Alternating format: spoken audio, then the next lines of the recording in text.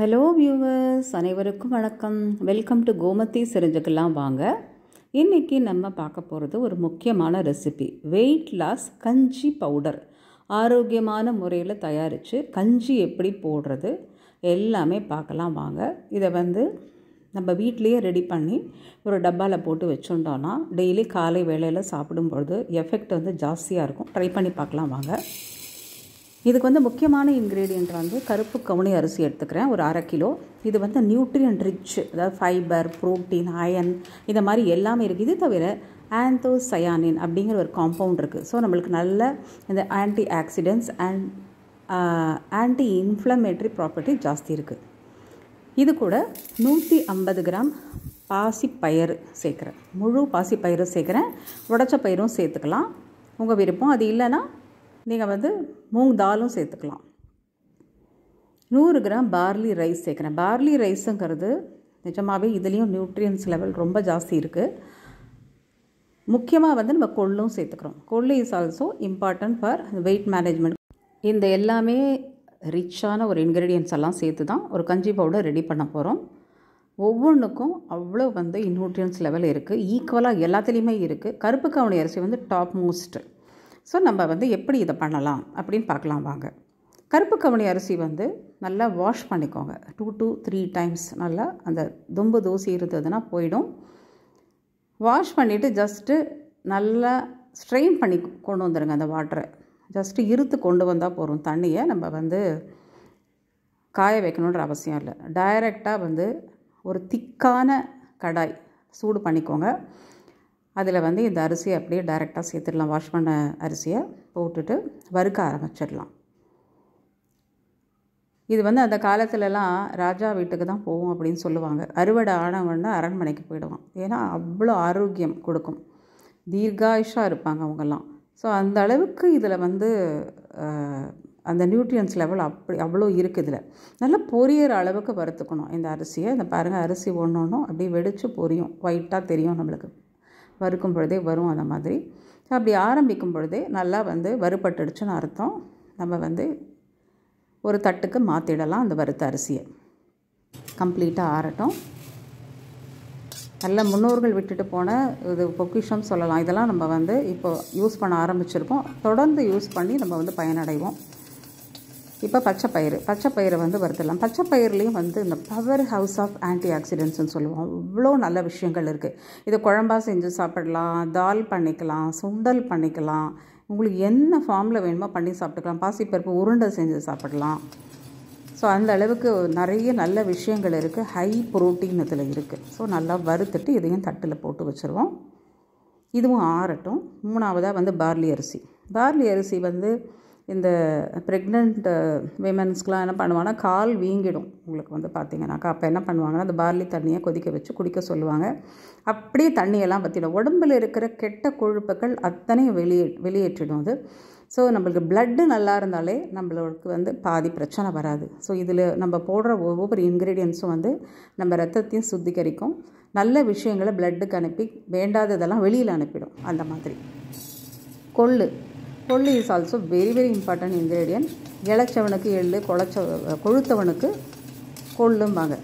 குண்டாக இருக்கிறவங்க மாதிரி கொள்ளு அடிக்கடி சேர்த்துருக்கும் போது வேண்டாத கொழுப்புக்கள்லாம் வெளியேற்றப்பட்டு உடம்பு அழகாக ஆகிடும், உடம்புக்கும் நல்லது. இதையும் நல்லா வறுக்கணும். பாதி வறுப்படும் பொழுது நம்ம என்ன பண்ணிக்கலாம், இதில் 2 டீஸ்பூன் அளவுக்கு மிளகு சேர்க்குறோம். மிளகு ஜீரணத்துக்கு 2 டீஸ்பூன் போகும். நம்ம இதே மாதிரி அளவுகளில் பண்ணுங்கள், கரெக்டாக இருக்கும், பக்காவாக இருக்கும். இது இந்த சூட்லேயும் சட்டியும் சூடாக இருக்குது, கொள்ளும் சூடாக இருக்குது. இப்போது நல்லா இந்த மிளகும் வறுப்பட்டுடும். தட்டில் போட்டுருவோம். ஜீரகத்தை வறுக்கணுங்கிற அவசியம் இல்லை. 2 ஸ்பூன் ஜீரகம் சேர்க்குறோம். இந்த சூடான இந்த மிளகு கொள்ளுவோடு சேர்த்துருங்க. அந்த சூட்லேயே அது நல்லா மிக்ஸ் ஆகிடும், சரியாக இருக்கும். இப்போ இதெல்லாம் கம்ப்ளீட்டாக ஆற வச்சுடுவோம். நல்லா ஆறினப்புறம் இதை மிஷினில் கொடுத்து கூட திரிச்சுக்கலாம். ஒரு ரவை பதத்துக்கு திரிச்சுக்கிறது நல்லது. சின்ன ரவை பதத்துக்கு. நான் வீட்டில் தான் இன்றைக்கி பண்ண போகிறேன். உங்களுக்கு எப்படி பண்ணுறதுன்னு காமிக்கிறேன்.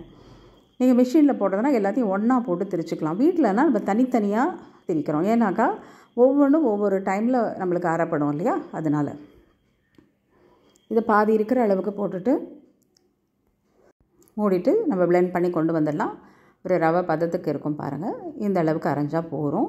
இது வந்து கம்ப்ளீட்லி குளுட்டன் ஃப்ரீ, நம்மளுக்கு ஒட்டாது, பச்சையம் இல்லாதது. ஓகேவா?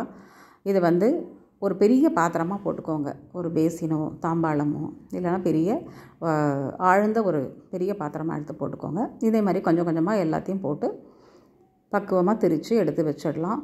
ஸோ உடலுக்கு ரொம்பவே ஆரோக்கியங்க. கண்டிப்பாக ட்ரை பண்ணுங்கள். உடம்பு இழக்கணுங்கிறதுக்காக மாத்திரம் இல்லை, இது டயபெட்டிக் பேஷண்ட்ஸ் சாப்பிடலாம், ஹை கொலஸ்ட்ரால் இருக்கிறவங்க சாப்பிடலாம். இது ரத்தத்தை வந்து நல்ல விஷயங்களை அனுப்பி கெட்டதெல்லாம் வெளியில் அனுப்பிடும். அதுக்காக தான்.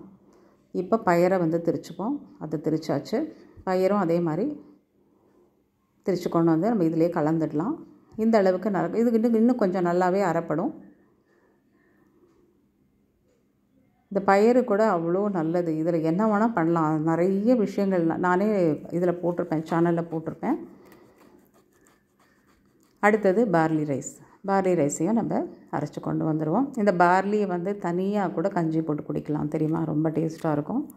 அது வந்து டயபெட்டிஸ் பேஷண்ட்ஸ் வந்து ஒரே ஒரு டீஸ்பூன் போட்டு ஒரு டம்ளர் தண்ணி ஊற்றி இந்த மாதிரி வறுத்து பொடி பண்ணி கலந்து குடிக்கும் பொழுது நம்மளுக்கு நிச்சயமாகவே எஃபெக்டிவாக இருக்கும்.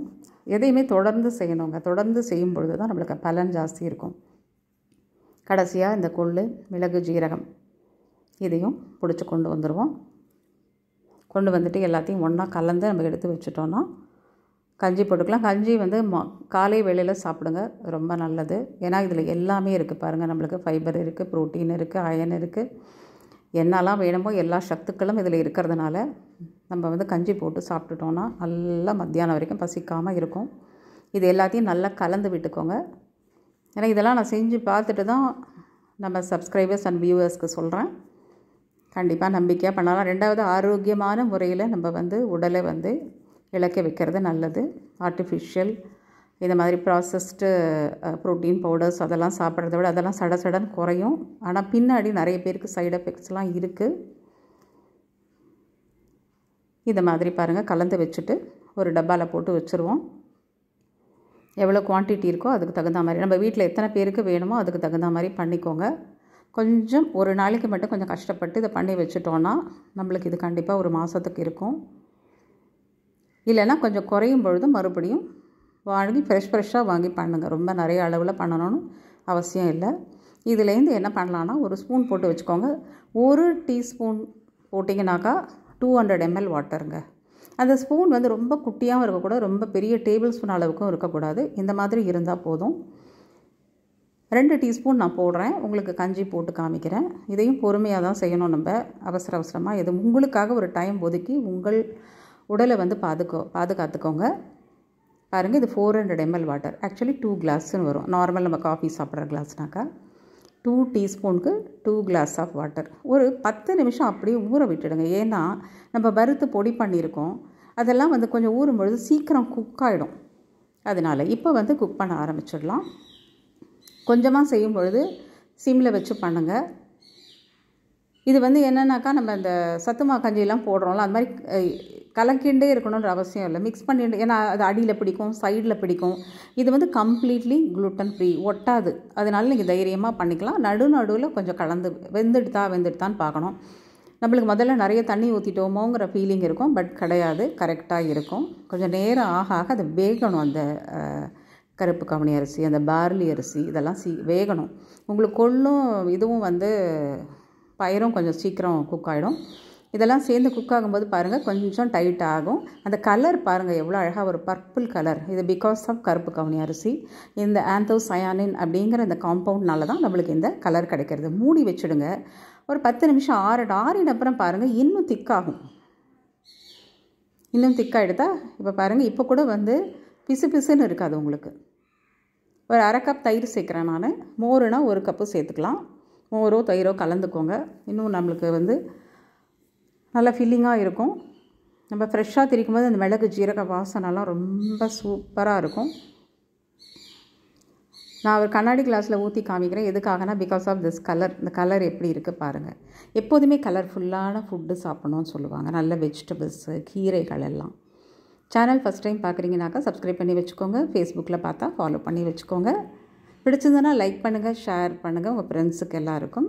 எல்லோரும் ஆரோக்கியமாக இருங்க. உணவே மருந்து. Health is well. Stay healthy viewers. Thanks for watch.